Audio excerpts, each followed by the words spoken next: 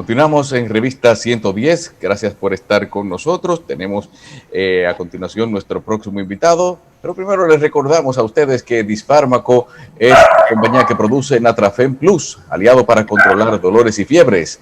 Es acetaminofén más ibuprofeno para decir adiós al dolor. Natrafen Plus de Disfármaco, la salud al alcance de todos. Centro de Atención Primaria, Especialidades y Diagnóstico Salud Siglo XXI, en la Avenida Las Palmas, casi esquina Isabel Aguiar, Plaza Anabel, en Herrera, Santo Domingo Oeste. Afiliado a Senasa, subsidiado y contributivo, Humano, Palic, APS y Universal. Todos los servicios médicos, consultas, laboratorio, imágenes, hemodiálisis y odontología y oftalmología. En un solo lugar usted los resuelve todo. Salud Siglo XXI en Herrera. El Banco Empire les invita a pasar por las tiendas de LIR Comercial para ver siempre todo lo que tienen a su disposición en materia de productos financieros y oportunidades de inversión. Banco Empire, con su oficina principal en la Avenida Bolívar 409, esquina Félix María del Monte, sector Gascue. Banco Empire. Continuamos, señores, con nuestro próximo invitado.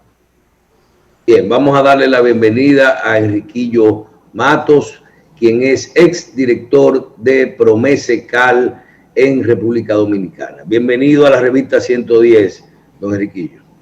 Buenos días, gracias Michael, Carlos, don Cristino, mucho gusto de estar con ustedes.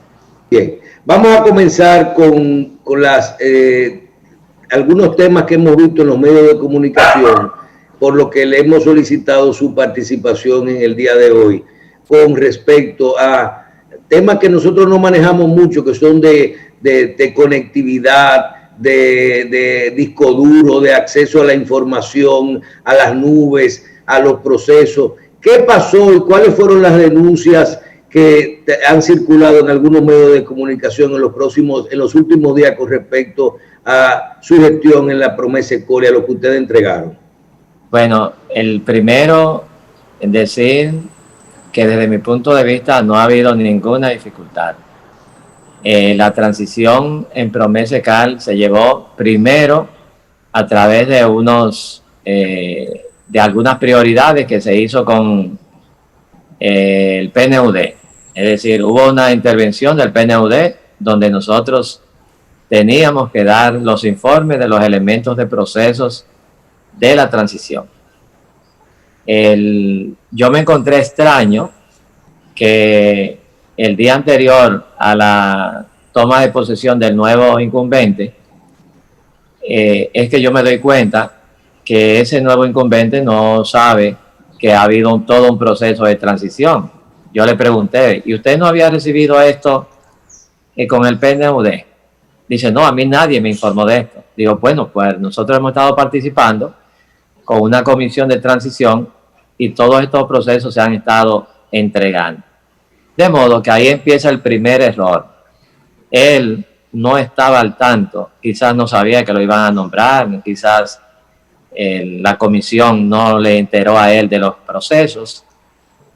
Cuando él toma posesión, me resulta, Michael, un joven sumamente agradable, especial, y yo me paso 3 días con él. Le enseño allí, donde me pide que le enseñe allí, todo. Hasta que dice, bueno, vamos a vernos entonces el viernes. Casi toda la semana, ya yo estoy pensando, y voy acá, esta gente me van a pagar a mí, porque me están ocupando mucho espacio, ¿no? El viernes alguien me dice a mí, mira, no es conveniente que tú vayas, porque ya se están viendo como, algunos sectores están viendo que no es correcto que tú estés allá. Entonces yo llamo a la secretaria y le digo, mira, habla con el director que si no es conveniente, yo no debo ya ir más a la institución. Lo que te quiero decir, Michael, es que tuvimos todo el tiempo para hablar de cualquier tipo de problema. No se trata de alguien que se paró en un escenario y dijo una cosa y se fue. No me vuelve a llamar después de ahí, y cuando me doy cuenta de una intervención que usted conoció sobre que no se entregó una clave, yo lo llamo, digo, ven acá, ¿qué ha pasado? porque yo no entiendo esto. Dice, bueno, no sé, él aduce como ignorancia de la información. Y ahí aprovecho y yo le digo, mira, los residentes de allá de la compañía me han dicho que usted no le ha preguntado por nada de eso y que todo sigue funcionando y trabajando. Y entonces, ahí él llama a la compañía al otro día, que era viernes. Cuando llama a la compañía... Usted está hablando, Enriquillo, de la compañía que maneja los sistemas de computadora del Promese, que es una compañía externa. Sí, porque hubo un software nuevo. Un software, Michael, que por mi delicadeza, nosotros no discutimos que de noviembre del 2018 a marzo del 2019 hubo una intención de poner un nuevo software en la compañía, pero fracasó. Cuando digo fracasó es que yo encontré, no sé qué razón hubo, pero yo encontré que no se podían hacer despachos electrónicos, sino que los despachos todos se hacían por Conduce. Y ya teníamos 88,000 Conduce, algo inaceptable. Entonces yo converso y digo, tengo que hablar en presupuesto, tengo que hablar en la OPTI, tengo que hablar en el Ministerio de Salud, porque nosotros somos una dependencia del Ministerio de Salud, y hablo con el ministro y le digo que yo necesito que ellos hagan una evaluación y nos digan si es posible que un almacén tan grande como Promese pueda seguir siendo despachos a través de Conduce. Se acepta y se entiende que debíamos de iniciar un proceso de licitación de una compañía para un nuevo software. Se hace, lógicamente tuvo una oposición ese software. Yo llamé a compra y contrataciones para que me mandaran 2 técnicos y evaluaran si el proceso que estábamos llevando era correcto. Nos dijeron que siguiéramos el proceso. Es decir, no tuvimos oposición del nivel rector. Cuando se toma todo este preciso espacio, llega la pandemia, eso limita un poco los trabajos, sobre todo de inventarios. Hacemos un inventario y se presentan algunas dificultades, lógicamente, producto del entrenamiento y asimilar el nuevo proceso. Porque siempre, Michelle, es más práctico para un despachador de una farmacia coger acetaminofén y despacharlo y no escribir nada. Pero usted sabe que ya los tiempos modernos implican que tiene que haber trazabilidad de los medicamentos. Y allá no había trazabilidad de los medicamentos. Entonces, ¿qué ameritaría? ¿Qué ameritaría si usted tiene alguna objeción con, no sé, con los niveles de eficiencia o no de la compañía? Que usted llame a la compañía y le exija el cumplimiento de lo que usted entiende que no responde, ¿verdad? Que no ha respondido a sus expectativas. Usted va a los pliegos de condiciones y esos pliegos de condiciones, si dice que usted tenía que hacer una cosa y no está, ¿qué tiene que hacer? Exigirle entonces a esa institución, pero mediante los mecanismos que dice Michelle. Michelle dice que hay mecanismos para usted definir. No puede haber que usted tenga una confusión, un momento, que usted todavía no ha consultado ni siquiera a la empresa y que usted al más alto nivel, usted haga una denuncia, porque eso no respeta el debido proceso, eso no es honesto, porque la honestidad tiene un principio de justicia y de actuar. Entonces, yo he sentido en estos días, yo estoy hablando cómodo, tranquilo con ustedes por la confianza, pero yo he sentido una falta de fuerza, de impotencia, que el primer magistrado de la nación, sin una investigación, decida algo y diga algo y que ponga en tela de juicio valores, compromisos, 40 años de servicio público y que yo no tenga ni siquiera una secretaria para responderle a los cuestionamientos. Eso, lógicamente, es lo que estoy planteando aquí, que la sociedad dominicana tiene que tener un respeto por los debidos procesos para que las cosas se hagan bien y que cuando se decida algo, no ponga en cuestionamiento hasta que usted no tenga evidencias, pruebas de que las cosas se están haciendo bien. Eso es algo que es injusto.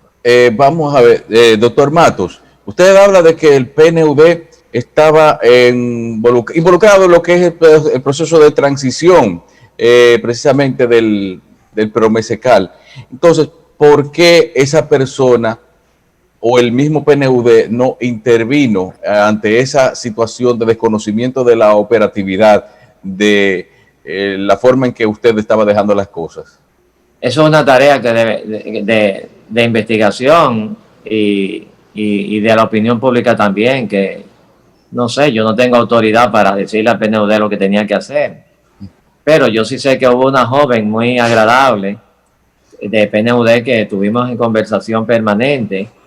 Ellos nos plantearon un elemento prioritario que era la farmacia del pueblo. Nosotros dijimos, podríamos nosotros plantear otros elementos prioritarios. Entre los elementos prioritarios de nosotros, que eran 6 o 7, perdón. ¿Usted sabe cuál era uno de esos elementos prioritarios? ¿Cuál? La tecnología, que tenía algunos elementos pendientes que tenían que ser conocidos y discutidos con el PNUD y la Comisión de Transición. Y eso implicaba que todavía no se habían concluido todos los procesos, que inclusive la Cámara de Cuentas no. La Contraloría, debido a algunas observaciones de alguien extra o intra del Promese, hacía algún cuestionamiento y entonces la Contraloría envió 2 técnicos de tecnología, ¿no? Para evaluar conjuntamente con el subdirector de Contraloría, para evaluar el software. Esa gente se fueron impresionada por el software. Bueno. Entonces ya es un asunto, pero como yo sabía que había algún nivel de observación, yo lo puse entre los elementos prioritarios de la transición para que fueran evaluados. Pero, ¿De qué manera ese software cambió el funcionamiento de la institución, doctor? Yo quiero preguntarle algo ahí mismo también, doctor Matos. Por una experiencia previa, una vez yo tuve que llamar a Promesecal buscando un insumo, no era un medicamento ni siquiera, era un material gastable. Y a la farmacia que yo llamara me decían, no lo tenemos, quedan tanto de talla tal en la farmacia que queda en tal sitio y que trabaja hasta tal hora. Ese era parte del mecanismo de la eficiencia del software. Exactamente, había que establecer la trazabilidad, que haya información en tiempo real, no solamente para el que te está dando la información, sino que el director general, que compra y contrataciones, que financiero, tuviera la información en tiempo real, que cada vez que se estuviera vendiendo a Cristino del Castillo un medicamento, se informara ahí que Cristino del Castillo estaba usando tal medicamento de tal edad, para nosotros saber entonces, en la planificación nuestra, cómo íbamos a hacer los procesos. ¿Usted sabe cómo se sabía ya si había algo? Cuando hacíamos un inventario, teníamos que estar haciendo un inventario cada 3 meses, porque las informaciones no quedaban registradas en un software que pudiera dar respuesta en tiempo real. Entonces, esa es la intención. Si eso no se ha cumplido, y yo no soy técnico para decidir si se ha cumplido o no, que entonces busquen 2 o 3 técnicos calificados y que lo lleven allá con los medios de comunicación y demuestren que eso es verdad o es mentira, para que entonces no tengamos que ser que sea Enriquillo que diga una cosa o que sea ellos que digan otra. Le están pidiendo, señores, informaciones que son estratégicas de la compañía y que no eran parte de los pliegos de condiciones ahora, y la intención es precisamente dañar. Es posible que algunos de ellos dijeran, porque me voy a adelantar a ello, que yo tenía interés especial en ello. No, cuando nosotros decidimos abrir un software es porque conversamos con todas las instituciones del Estado relacionadas con los sistemas tecnológicos para ver si era posible salvar la situación, la institución. Y cuando yo hablaba con un técnico de, contable, me decían que era imposible seguir ese proceso así como estaba, que eso no era, que 88.000 manejo de conduce, facturas y cosas por conducir. No, eso era un asunto del pasado que no podía seguir existiendo en la institución. Entonces eso está ahí. Inclusive lo dijimos, le pedimos que fueran auditados, porque ¿quién se mete con 88.000? ¿Cómo yo empiezo a estudiar ahora 88.000 facturas de conducta? Eso es imposible. Eso será tarea de 2 o 3 años. ¿En qué condiciones? Después entonces saber. ¿En qué condición usted entregó Promesecal, doctor? ¿Usted tiene algo que esconder ahí? ¿Cuál es la situación real que había en esa institución cuando usted lo entregó? Bueno, ahora hay integralidad. Es decir, que ahora todo proceso que se hace en el día de hoy en una farmacia del pueblo pasa inmediatamente a financiero y lo sabe el almacén. No estamos hablando de una institución que ya está absolutamente al día, Cristino. Eso no es así. Nosotros, en los informes que solicitamos a los jefes de departamento, ¿usted sabe cómo le dijimos? Digan cómo encontraron. Y la mayoría eran que habían continuado en los espacios, ¿no? ¿Qué encontraron? ¿Qué hicieron nuevo? ¿Qué mejoraron? ¿Y qué falta por mejorar? Eso fue lo que yo le pedí en 2 hojas, que dieran ese informe para que el nuevo director tuviera en cada departamento, supiera cuáles eran las debilidades y cuáles eran las fortalezas. Es decir, no, yo no le dije nunca a ningún director de departamento, mira, di esto, que usted lo hizo bien. No. ¿Qué usted está haciendo bien y qué limitaciones tiene usted en la institución que son parte de las mejoras para el próximo director? Y así fue que yo le dije a él, mira, director, yo no sé si voy a ser quizá indiscreto y yo no quiero. Usted sabe de Cristino que yo no soy indiscreto y que yo no violento la norma de la decencia. Pero yo le dije al señor director, mira, usted va a manejar muchas limitaciones aquí, porque el Servicio Nacional de Salud te va a exigir necesidades de insumos y medicamentos por cerca de 7.000 millones de pesos. ¿Y usted sabe cuánto le van a aprobar a ustedes en Promesecal? 2.000 millones. Entonces usted va a empezar con más de 5.000 de necesidades que usted no va a poder suplir y que se le van a pegar al director, que falta acetaminofén en un sitio, que falta tal cosa en el otro, que usted no tiene los camiones necesarios para llevar los medicamentos a tal sitio. Es decir, todas esas cosas yo se las conversé al entonces esa deuda que ayer se anuncia de parte del Servicio Nacional de Salud de más de 4.000 millones del Servicio de Salud, deuda de suplidores y de contratistas, ¿hay alguna deuda que puede tener que ver con medicamentos que compran directamente el Servicio de Salud en los hospitales que no viene de Promese? Así es un asunto muy serio eso, Miguel.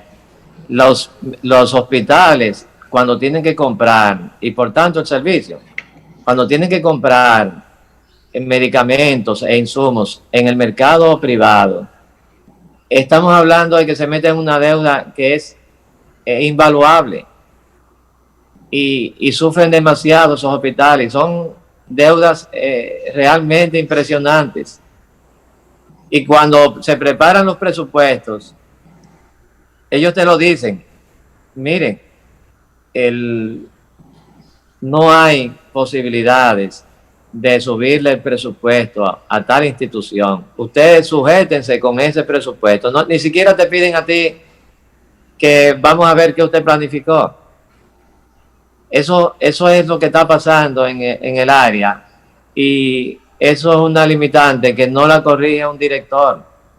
Pero además, el dolor de cabeza que yo tuve, porque yo le pedí, yo no sé si ustedes saben, cuando a mí me dieron una orejita que podía tener nombramiento en esa institución, lo primero que yo le dije al que me dio la oreja es, dígale al presidente, por favor, que no me nombre en esa institución. Porque yo sé que desde fuera lo que se ve eso es, Michelle, no que hay una persona honesta ahí. Ahí hay un comerciante que compra y vende y que se va a hacer rico. Yo quiero que ustedes vean mi casa. Mi casa se está cayendo. El único director de Promese que es pobre es Enriquillo Matos. Usted no tiene que hacer, Cristino, dese un pasito por aquí, por mi casa. Usted no tiene que hacer auditoría de ningún tipo. Aquí la auditoría está clara. Limitaciones que yo tengo extraordinarias. Y yo no estoy diciendo que yo soy un pobre demonio. Yo tengo para pagar el primer mes de cuidados intensivos de mi enfermedad. Pero no para que se abuse de mí. No hay nadie que pase por ahí o haya pasado más honesto que Enriquillo Matos. Y una pregunta. ¿Usted entiende que a lo mejor la denuncia no es de corrupción ni de falta? A lo mejor es una falta de información con respecto a una clave y un disco duro y un tema. Usted no se está llevando eso muy porque yo en ningún momento he escuchado falta de integridad de ustedes. Eso es verdad para Michael y eso es verdad para Cristino, pero la población normal lo que piensa es otra cosa, Michael. Y las llamadas telefónicas a mi casa y los mensajes, el Facebook, los Twitter, usted se da cuenta que es otra cosa la interpretación de la gente. Porque lamentablemente, si eso se hubiera manejado con la decencia, y por eso es que yo hablo de la honestidad. Le amo la honestidad. La honestidad es una forma de accionar, de respeto, de consideración a sí mismo y a los demás. Entonces, cuando usted escribe algo, usted dice algo que no ha tenido los elementos de respeto necesarios, usted está haciendo falto de ética. Usted está incumpliendo con la moral, como ordenamiento ético.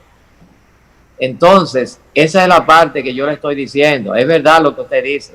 Cuando se habla de que falta una clave, es verdad, eso es muy sencillo, eso es un asunto muy, muy fácil de identificar. Ahora, yo le digo a usted, si es verdad que esa clave no existía, y usted lo puede demostrar, Michelle, yo no vuelvo a hablar más nunca en este país.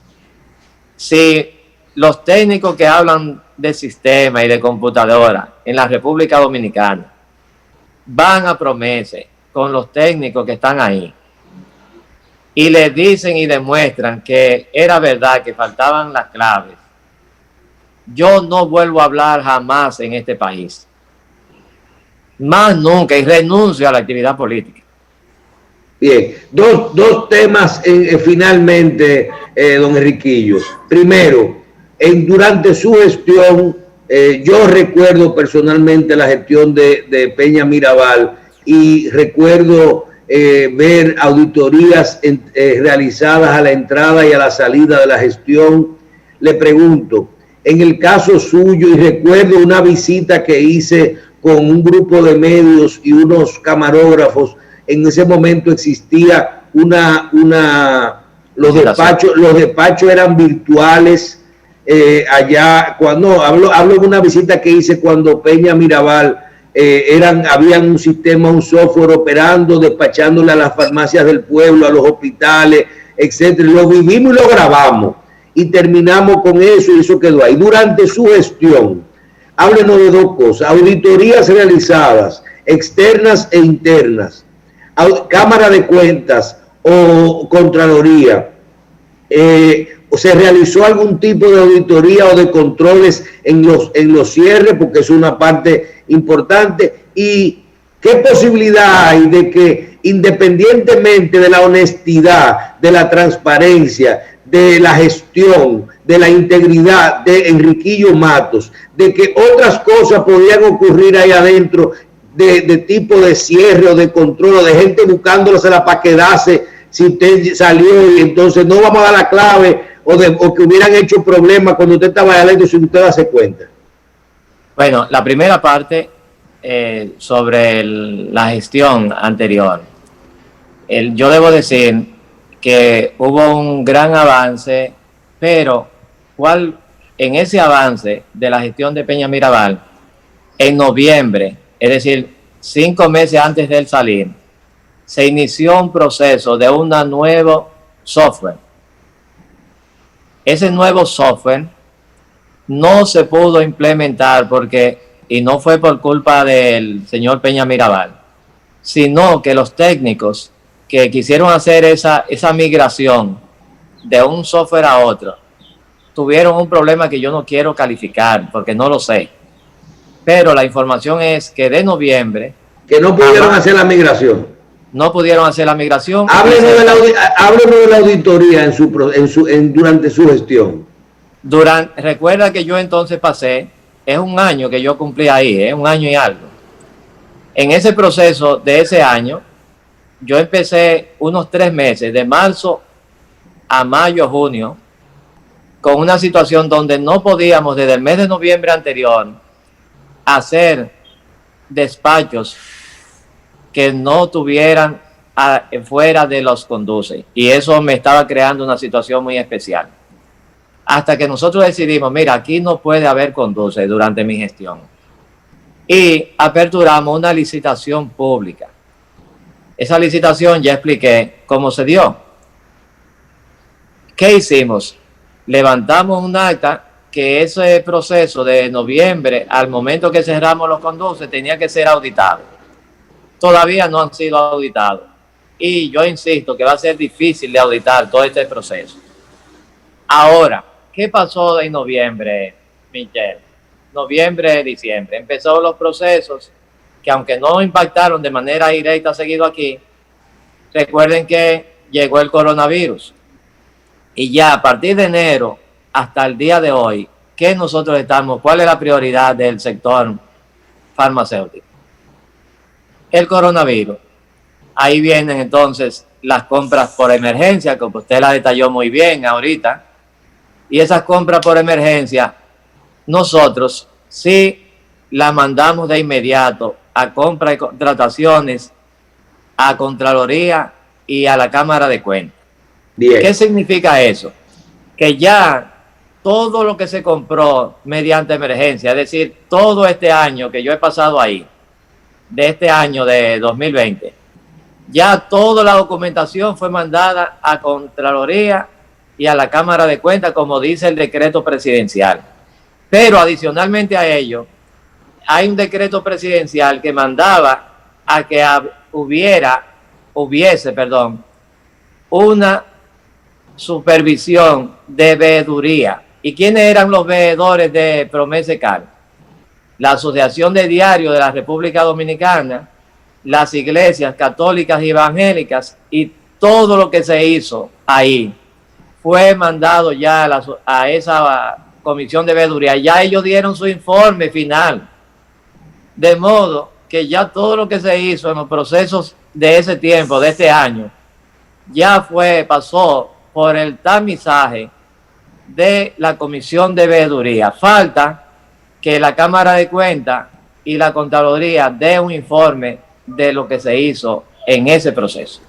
Bien, vamos a agradecer a Enriquillo Matos. Yo creo que está bastante claro todo la otra parte de todo esto, de la gestión de Enriquillo Matos como director general del Promesecol. Nosotros personalmente conocemos la gestión y sabemos que todos son temas complejos, y que una cosa es el riesgo reputacional, la opinión pública, y otra cosa es la verdad. Vamos a Michelle, sí. Medio segundo que no le respondí algo. Sí. Hay una persona que dio mi informe, porque déjeme decirle, todo el mundo quiere mantener su carguito. Hay una persona que dio mi informe que se va a poder identificar de conformidad en un momento cuando yo era director, y desde que yo dejé de ser director cambió el informe al nuevo director, totalmente diferente al informe que dio cuando yo era director. Bueno, vamos a ver. Muchísimas gracias, don Enriquillo. Gracias. Bien, pausamos y regresamos inmediatamente con nuestra próxima invitada.